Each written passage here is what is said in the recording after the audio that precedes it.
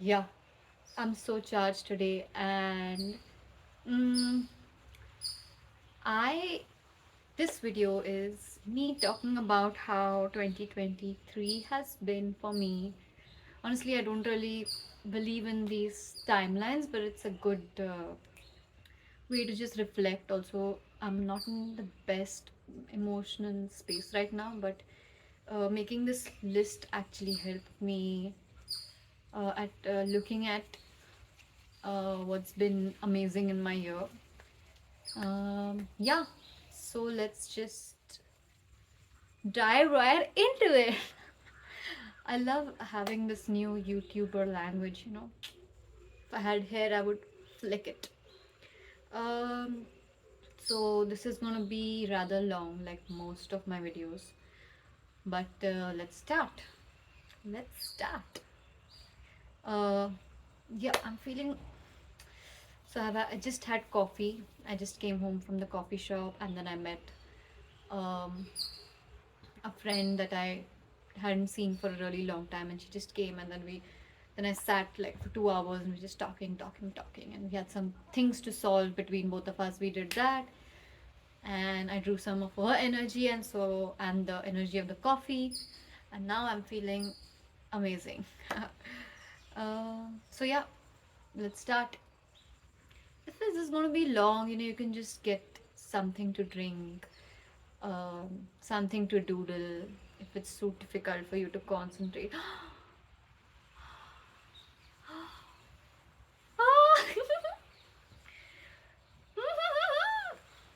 So nice. I have so many things on my mind right now, but I will focus to talking about this video and why I started even filming this in the first place. Okay, number one. I this year, actually past 2 years, I have been completely independent financially, and yeah, and that's, I think, a really big achievement. You know, when you're younger, you think, how am I, this person, going to go out there in the world and start living? Mm, it happened, and it's good. And I didn't really have to chip any corners. I didn't have to compromise or anything. You know, I wasn't. Of course, the fear was there from time to time. Okay, I may run out or whatever, but it wasn't that bad at all. So, good job, Shreya. Good job at taking care of yourself. Yeah. So that was number one, biggest achievement. Second, I got like a good permanent house for myself. So of course I didn't buy it, but yeah, I rented out a nice space. I made it my own. Not I didn't do such a great job of keeping it neat, but from time to time it's getting better, honestly. So yeah, having my own space did a lot for me in terms of just having a space to come back to, um, taking time, seeing how that space changes with my mental states. So that was really nice. Oh, I'm loving the sun on my face. Yeah, that was number two. Mm, number three, which was just recent, I had my first psychedelic trip, and it was so amazing. I had been holding this one off for a really long time because um, I know like these things are quite potent, and I just wanted to give myself the time to um, treat the path with psychedelics like mindfully and use it to my best advantage. And it was the best thing that happened to me this year. I think one of the best experiences. I had prepped myself up very well. I did my research, and I uh, set some intentions that if I get lost in my head, I have safe places to come back to. And honestly, that safety that I created throughout that 8-hour trip or something, that really helped me to find my center, honestly. And what I found was that mm, I really love myself. Like, um, and even if I didn't, I mean, not really that I love myself, but more that there's a lot of okayness in everything. Like, everything is just right. Like, everything is just okay. Everyone's doing their best. I'm doing my best. And I, oh, wow, what a beautiful butterfly. Yeah. So there was this sense of okayness. It's okay. It's really okay. And I found like this huge bed of compassion for myself that is just now unbreakable. And no matter what happens, everything is okay. Like, and it's so difficult to feel like that, And I've struggled with feeling like it's all okay. But I mean, I'm talking in code word, but if you get it, you get it. I mean, that's the thing. But yeah, I discovered this large pool of okayness, of fineness within myself. I felt a lot more connected to nature because something natural, so I had mushrooms, and something natural made me feel like this, made me feel so connected. And yeah, I feel a lot. I was already connected to nature, but this just mm, made my connection like deeper, and I'm just in awe of everything, and it's just so beautiful. But yeah, it was just so amazing. Yeah. Then the fourth or fifth. Okay, now I've lost count, so fuck that.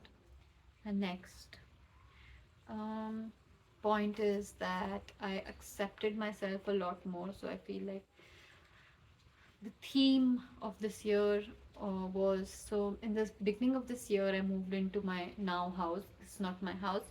I'm just taking care of someone's cat and just enjoying the space for a week.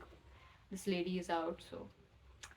But yeah, mm, I had moved into the new house, and it's been a year that I am in that the same space, and now I do want to move to a nicer, better place. But having said that, I love this space as well, and this space sort of gave me that backdrop of being able to just accept so many things. um, so many things. Like, there was just so much self acceptance of all my sides, of everything bad that I had done to other people and what other people had done to me. And I'm not saying that it's all gone and everything is fine, but uh, there is a space inside that I know that I can come back to, which is, I think it's priceless. I mean, it's just, yeah. So this year was also about um, accepting myself a lot more. Honestly, I don't know how I would have survived if not for this quality that I developed, is to accept myself. Like, yeah, there's so many parts of ourselves that we have, and I think all of them are there for some reason, and uh, we need we we owe them that kindness, all these different parts. Um, we can't treat any of the parts within us with um, meanness or with some rigidity. No, no, no. There's another way of being with yourself, and that's softness, and that's kindness, and it's like, it's okay, you can take your time that way. So I discovered that this year. I used to be very hard on myself, and yeah, I still am sometimes, but it's just been very good this year. Yeah. And then the next point, living all alone. Yeah.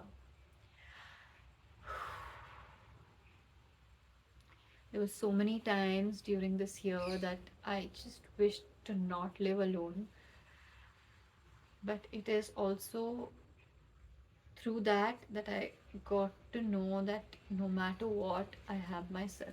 Like, it's just like solid friendship with myself. Like, so yeah, living all alone is not easy. Mm, having being on top of everything uh, in the house, taking care of a house is not easy. Uh, and yeah, I did that this year.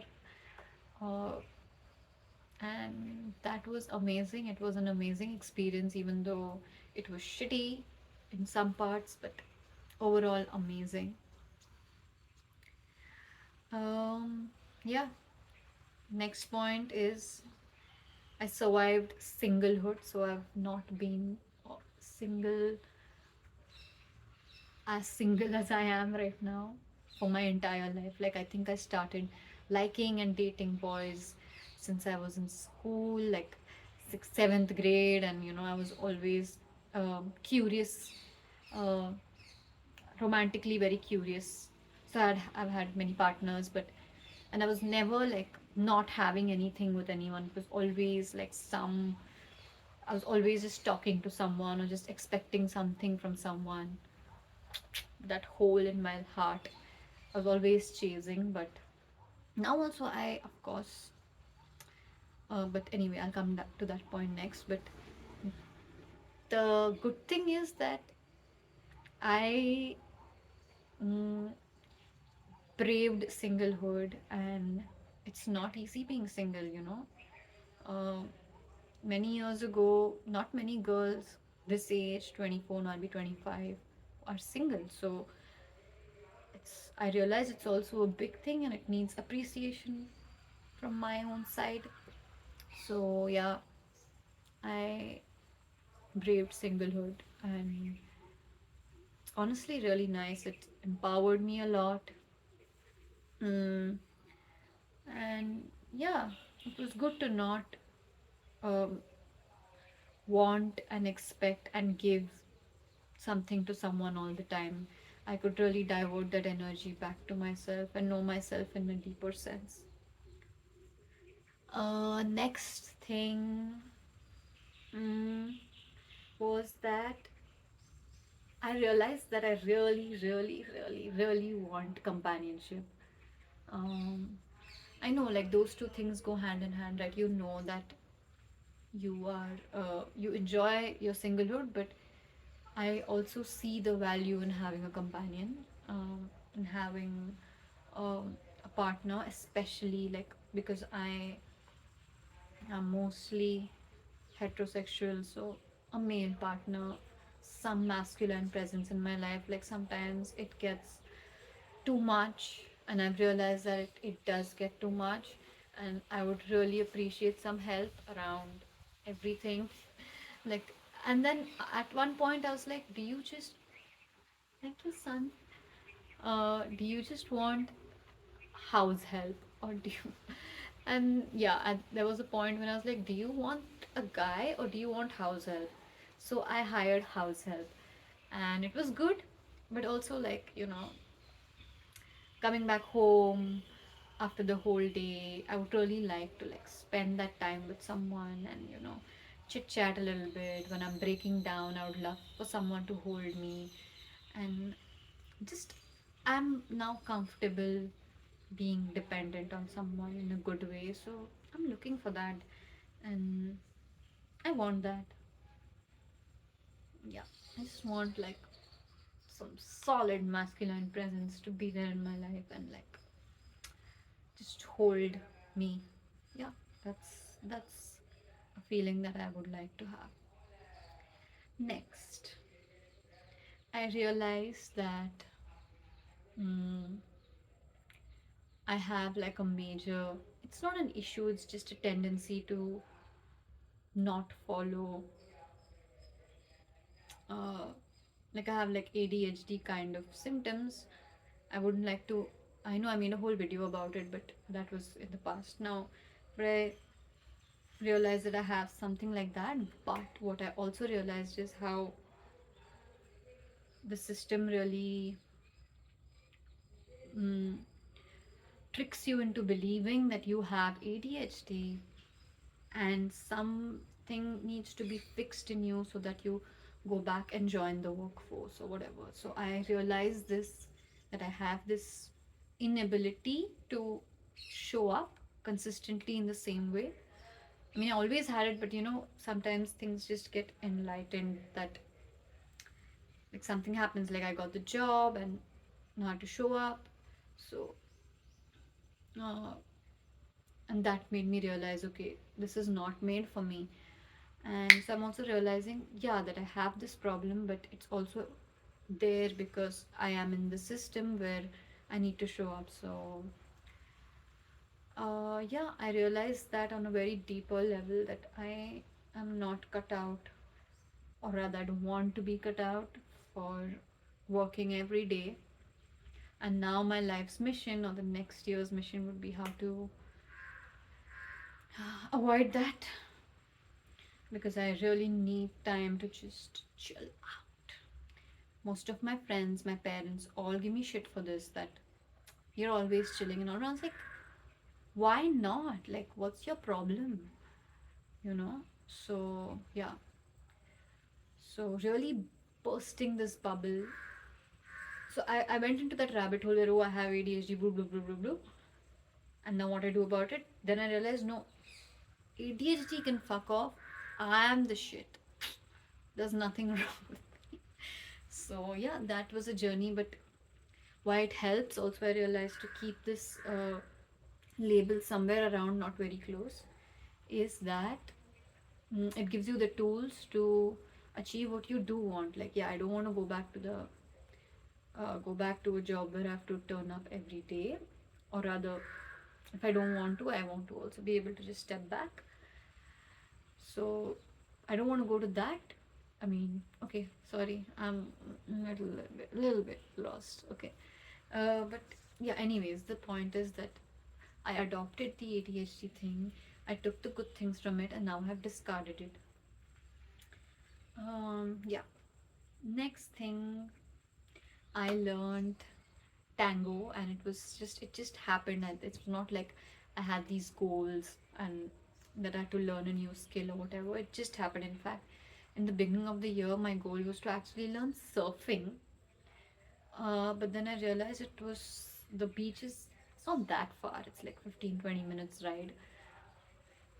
But yeah, I was just too lazy to get into water, and like, uh, yeah, there was no real inclination. It was just like a thing that I thought was cool, so I'll do surfing because it's quite popular here. But what I did learn was Tango, and this emoji is there. This, oh, mm, it's so amazing. It's such an amazing dance, and it really helps me get into my feminine mode. Someone's leading me, and all I have to do is dance and follow and dance. And it's really nice to. And the best thing about Tango in Auroville is that we have it 3 days a week, so I have something to do in the evening. And I like to use my body anyways, like I like to move. And this was a good place. I meet people and I get to dance. So, yeah, I'm learning the tango and I'm enjoying it, and I wish to like one day someday go to Buenos Aires and dance there. Like, nice. It's nice. Next, I built a relationship to dancing and moving in general. Like, I danced a lot this year. I tried out different kinds of dances, movement practices, and all thanks to me being in Orville, honestly, thanking myself, all my guides, and God for that, that I get to be in this space where movement is such a big part of everyone's life. So, yeah, I danced a lot, I moved my body a lot. I, yeah, I loved it.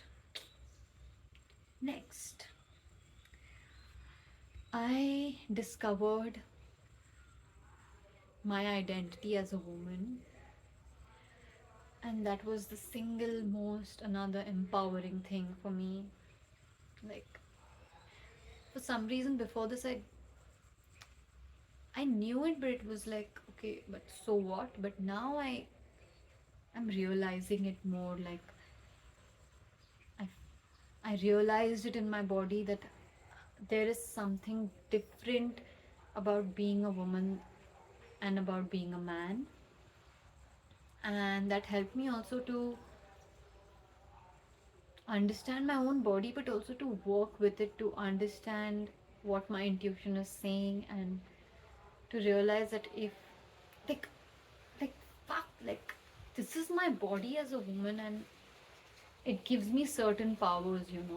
And the society, which is mostly patriarchal, will tell me that it will cue you and me in different ways to think that my womanness, my femininity is not, uh, how can I say, is not an acceptable trait. Like, womanness itself is not acceptable. Softness, intuitive feelings are not okay, but that's a gift. Like, this is not uh, a hindrance, it's a gift that I have, and I want to work with it, because I can't, no matter what I do, I cannot detach the fact that I have a vagina, I have a womb that bleeds every day. I cannot detach that, and that was like so empowering for me this year.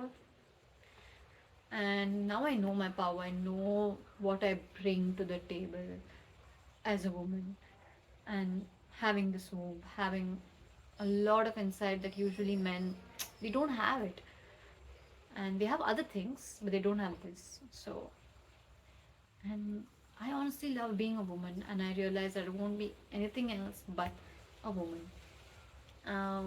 So a lot of accepting myself came with the fact, with accepting my body as a woman. Yeah, and that really helps me to stay connected and in tune with nature. Like, nature has given me this nice womb which can create a baby. So it can create a baby, it can create anything, all juicy. And yeah, that was that. And next is started working somewhere and stuck to it for more than a month. So usually I started when I started working, like after college and all, I tried a couple of jobs and I started working, and then I just left within a month. It was just not working. But thankfully, I'm working with this organization and it's been more than a month. August, September. 5 months, but now I'm tired, so I'm planning my exit strategy soon, but not so immediately, but yeah, soon. But yeah, I that experience taught me a lot. It's still teaching me a lot about myself and what works for me, what doesn't work for me. So yeah, and it requires time for you to understand that. Next, met amazing women. Honestly, singlehood wouldn't have been possible, living alone wouldn't have been possible if it was not for these beautiful women that I met. Like, all of them, what can I say? And yeah, I made really, really good friends, like a solid support system. Um, and I'm really happy about that, that I have this strong group of women behind me who really see me for who I am, who appreciate me, and really love me. I feel loved by them, and I haven't felt loved and seen and understood by anybody else other than these women that I met. There were quite a few, I think 4, 5, and that's a lot, to be seen by 4, 5 people completely, like just as you would like to be seen, as you would like to be understood. I felt that with women, and I'm so happy about that, and so glad, honestly. Yeah. Anyway, let's move on. Next in the list is grieved my past. Yes, this whole year, in fact, ever since I moved to Orville, like almost 1.5, more than 1.5 years ago, all I did, because I had so much time to myself. And here, usually, like people are by themselves because it's like almost like a jungle, and with like houses here and there, and then you just meet for community stuff. So I had a lot of time to reflect, and with that reflection came a lot of grief. So painful, like, oh, but it's required. Like, grieving takes time, and honestly, everyone's hooting about the slow life. The real slow life is you really, really, really taking time for whatever emerges from the past to let that out. And it takes time. This That is a slow process, because those things that are coming up have been built up also in that much time. Just imagine, 24, almost 25 years on this earth, I have so much conditioning that is in the back of my pocket, in my bag, so much baggage. And when I finally have like time and space which I need to create, that also I realized I cannot uh, just go on with my life without creating space for what's coming, to deal with it, reflect, and let it go,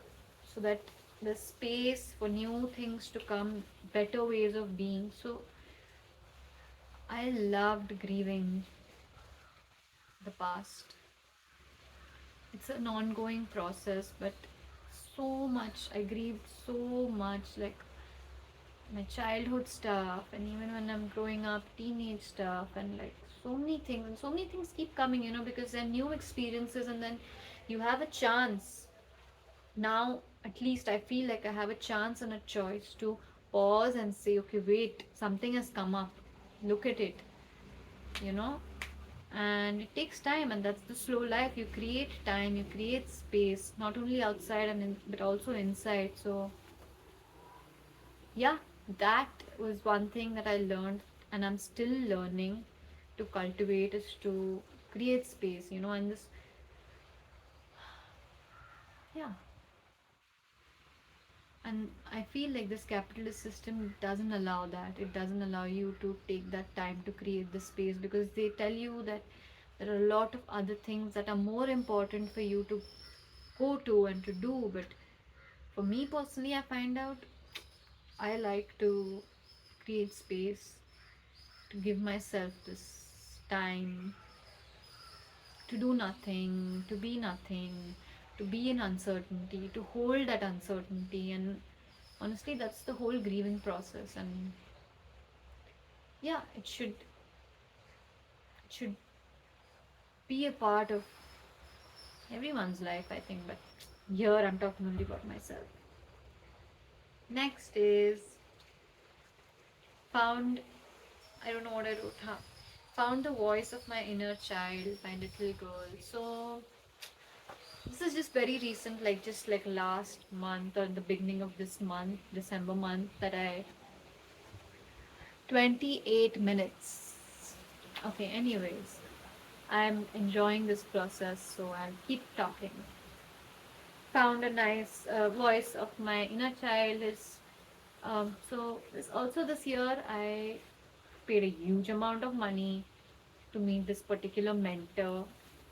um, and honestly, it's not, she didn't tell me anything out of the blue that I didn't know. But uh, just the action of being able to spend that much money on myself to access a person was a good feeling. uh, it made me feel empowered. And out of all the things that she told me, one, and also it's also important to know that she's a woman, so being connected, because we as young women need to see empowered women more. So I honestly enjoyed spending that money on myself. But what she did give me was a small secret to really achieving a lot. Like, just for myself, for this little girl inside me, is to connect with that small child. And she did this whole process where I cried so much, but I found her, and I realized that she knows a lot. She knows what she likes, what she doesn't like.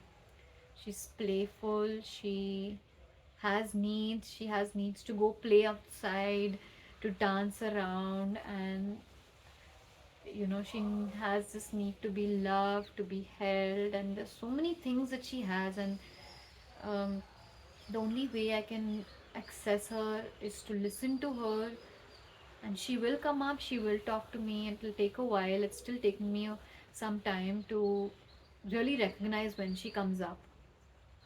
mm, and it's a process that the next year is going to be about that also, that to really listen to her and be a good parent to her, because she didn't get that when she was growing up. So no offense, my parents are amazing people, but they were not present when I wanted them to be. It's okay.